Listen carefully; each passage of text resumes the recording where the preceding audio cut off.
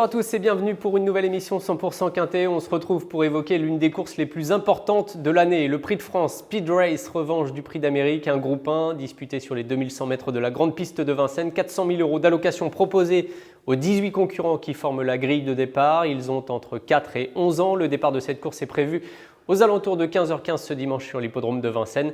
Et sachez que cette émission est réalisée en partenariat avec Genibet, l'opérateur qui vous propose ce week-end une opération spéciale puisque Genibet vous rembourse vos paris perdants. Alors 10 €, 10% de vos enjeux plutôt remboursés sur vos paris perdants dans la limite de 10 € de bonus.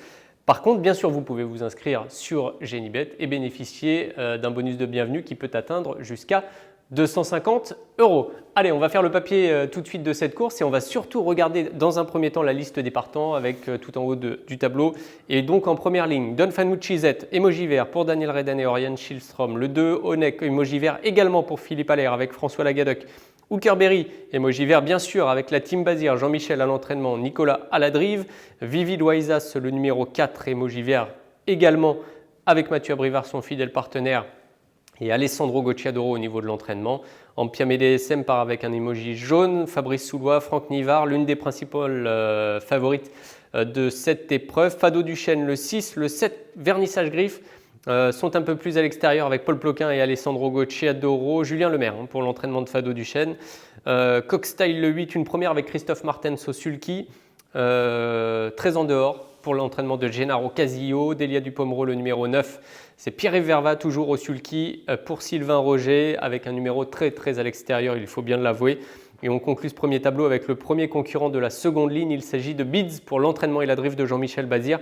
Emoji vert et déféré des 4 pieds également. On passe au second tableau et donc on reste avec les concurrents de la deuxième ligne. Go and Boy, le numéro 11, Romain Derieux, entraîneur et driver déféré des postérieurs, emoji jaune. Décoloration avec du vert pour Gabriele Gelormini à la drive et Jean-Michel Baudouin à l'entraînement, déféré des 4 pieds. Orsi Dream, Eric Raffin, Pierre Belloche, on connaît parfaitement ce tandem, déféré des 4 pieds, emoji vert. Dear Friend, la suédoise, sera drivée par Anthony Barrier, c'est une première pour Marcus Lindgren. Elle sera déférée des 4 pieds comme le 15 Onémé Arras, c'est le second atout de Daniel Redden, drivé par Björn Goop. Le 16, Guderipré, le seul concurrent ferré de la course, il sera drivé par Benjamin Rochard qu'il connaît pour Fabrice Soulois. Le 17, c'est Hip Hop Fort, le crack de Christian Bijon. Et on conclut avec le 18, Imatra AM pour Mats Jus et Jürgen Wellstom du côté de l'entraînement, déféré des 4 pieds également, avec un numéro très handicapant au niveau du départ. Voilà pour les 18 concurrents. C'est une édition un peu historique puisqu'on a très rarement accueilli 18 concurrents dans un Prix de France et que cette épreuve s'annonce donc palpitante. Je vous propose tout de suite de passer à la deuxième rubrique de cette émission puisqu'on va faire ensemble le papier de la course.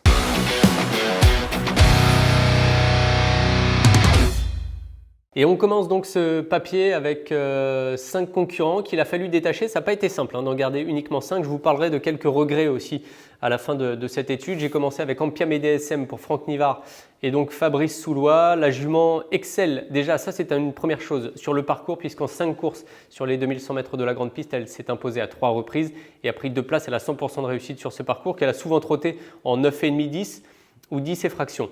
Et d'ailleurs, lors de sa dernière apparition sur les 2100 mètres de la grande piste, elle se classait 3e du Prix de Bourgogne, épreuve dans laquelle elle avait longtemps patienté en queue de peloton, qui semblait promise à l'entrée de la ligne droite à Aérodarme, Kazakh Bleu qui s'enlève avec Jean-Michel Bazir disqualifié. La victoire revient à Delia Dupomero à droite de l'image devant Flamme du Goutier qui finit très bien au centre de la piste.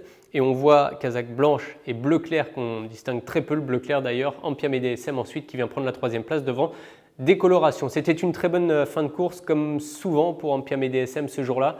La jument a confirmé en courant avec beaucoup de fraîcheur dans le Prix d'Amérique ensuite en traçant une ligne droite somptueuse puisqu'elle est tout simplement revenue de la dernière place pour conclure 2e loin derrière Hookerberry. Donc c'est une très bonne candidature. Son numéro 5 au papier paraît un très bon numéro. Après, il ne faut pas perdre de vue qu'elle aura quand même de l'opposition à son intérieur avec Don Fanucci Z, Onek, Hookerberry et Vivi Loisas qui peuvent démarrer très vite également. Donc voilà, Franck Nivard a un numéro, disons, correct avant le coup.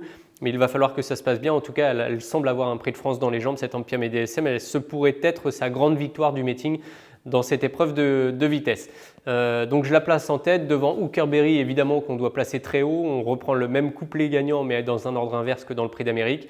Hookerberry. Alors, il y a un tout petit hic pour Hookerberry, c'est que sur ce parcours précisément, le cheval n'a jamais gagné. 5 courses, 3 places, 60% de réussite, qui est très correct malgré tout, mais aucune victoire à noter sur les 2100 mètres de la grande piste. Il est annoncé en très très grande forme par Jean-Michel Bazir. Nicolas Bazir reprend les rênes et on revoit le cheval s'imposer dans le Prix d'Amérique. À l'entrée de la ligne droite, on a vite compris que la messe était dite, comme on dit aux courses, et Jean-Michel Bazir lève le bras à 200 mètres de l'arrivée et ne fait que finalement s'amuser avec la foule pendant les derniers mètres de la course que le cheval remporte extrêmement facilement. C'est évidemment la grande victoire de sa carrière. Il est très bien placé dans ce Prix de France et a priori, sur ce qu'on a vu dans le Prix d'Amérique, il doit pouvoir défendre une très bonne place dans les 3 premiers. Tout sera une question de parcours donc avec Ampiam et DSM, avec Hookerberry, avec également mon 3e favori, avec lequel j'ai pris un petit risque, le numéro 13, Orsi Dream. Ça va être très compliqué pour les concurrents de la seconde ligne, mais j'ai l'impression qu'Orsi Dream arrive peut-être dans des conditions alors déjà très différentes du Prix d'Amérique où il était l'un des 2 chauds favoris de la course. Eric Raffin va avoir beaucoup moins de pression. Le cheval n'est pas si mal placé au moment du départ puisqu'il part derrière Vivid Waisas, le numéro 4, ce qui est plutôt une bonne chose. Et sa série de 4 victoires qui a précédé plutôt le Prix d'Amérique avait été entamée par une victoire somptueuse sur ce parcours dans le Prix de Boissy-Saint-Léger, dans une épreuve d'un niveau bien inférieur, mais trottée quand même ce jour-là par le cheval de Pierre Belloche en 1-10-1 avec ses fers. Le cheval avait clairement marqué les esprits, c'était au mois de novembre, il s'imposait très facilement. Les conditions étaient requises pour faire un bon chrono ce jour-là puisqu'il faisait bon, mais il avait quand même marqué les esprits à cette occasion. Donc déféré des 4 pieds, je ne serais pas étonné de le voir dans les 5 premiers. Je garde Dunfanou Chizet également, le numéro 1, très haut dans un prono. Il a été excellent dans le Prix d'Amérique, on va en reparler dans une seconde. Juste le temps pour moi de vous donner quelques stats le concernant, puisque depuis le début de sa carrière, celui qui est quand même un gagnant d'Elite Lopp a couru 39 fois pour 22 victoires et 13 places. Donc c'est 90% de réussite à l'arrivée pour le champion de Daniel Redden qui retrouve Orion Schillstrom après avoir conclu 6e du Prix d'Amérique avec Johan Le Bourgeois. On le revoit, il était en tête à l'entrée de la ligne droite. Depuis le départ, il avait mené à son rythme et n'avait pas ménagé ses efforts. Le cheval réalisait une très bonne course, il cédait dans les 100 derniers mètres, mais terminait quand même 6e et de manière intéressante, même si il perdait les places et ne pouvait entrer finalement dans le quintet à la fin de cette épreuve. C'est un concurrent qui connaît très bien les parcours de vitesse. Son numéro 1 est plutôt bon, Dixit Daniel Redden. Donc attention à lui, il est capable de finir dans les 5 premiers. Et puis je vais conclure bien sûr avec Vivid Waisas. J'ai eu beaucoup de mal à en détacher uniquement 5, mais Vivid Waisas en tant que vainqueur de l'épreuve l'année dernière, avec ce numéro 4 précisément cette année, est un cheval qui peut tout à fait gagner la course. Ce ne serait pas très étonnant de le voir gagner. On le revoit lors de l'édition 2022 qu'il dominait devant Delia Dupomereux. Les deux avaient patienté un long moment. Il s'était bien fait ramener au sprint et dans la ligne droite, Vivid Waisas avait été le plus fort. Delia Dupomereux était une excellente 2e. Donc Mathieu Abrivard en l'occurrence s'imposait avec le numéro 1 que portera d'ailleurs cette année Dunfanou Chizet. Voilà, petite histoire, un numéro qui peut briller pour les concurrents étrangers 2 années de suite. Voilà pour l'étude. Alors ça a été très compliqué, je vous parlais de quelques regrets en début d'émission. J'insiste vraiment sur le fait qu'il ne faut pas sous-estimer Onek qui a mis un bon coup de jarret dans le Prix d'Amérique pour venir prendre la 5e place. Et en 45 courses de mémoire, il n'est sorti qu'une seule fois des 5 premiers. C'est un super cheval qu'on rêverait tous d'avoir dans ses box. Et en plus, son numéro est très bon, le numéro 2. Donc c'est vraiment difficile de ne pas le mettre dans un prono. Delia Dupomereux, forcément, le numéro 9 est handicapant. Comme le numéro 10 de Beats d'ailleurs, mais qui a réalisé quelque chose dans le Prix du Luxembourg, qui sort un peu de l'ordinaire. Et puis Pop au Fort, le numéro 17, on sait tous ce que c'est. À l'Autostar, c'est vraiment très compliqué, mais le cheval a des moyens qui sont intacts et sa récupération est parfaite. Dixit Christian Bijon.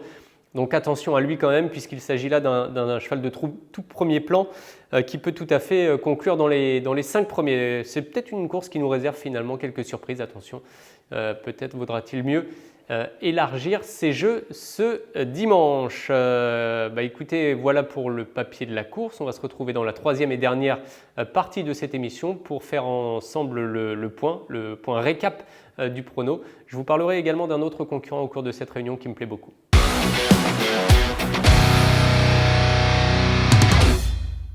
Allez, on se retrouve une dernière fois dans le 100% Quintet pour le Prix de France dimanche à Vincennes. Rendez-vous à 15h15 pour le départ, 2100 mètres, 18 concurrents lancés à pleine vitesse sur la grande piste de Vincennes.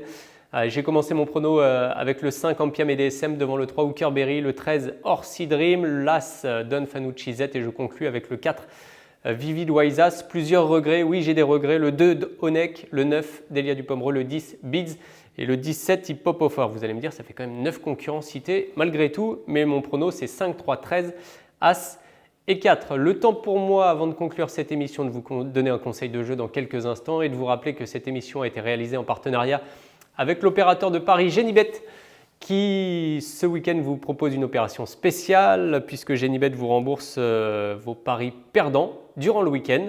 Alors 10% de vos enjeux sur vos paris perdants et dans la limite de 10 € de bonus.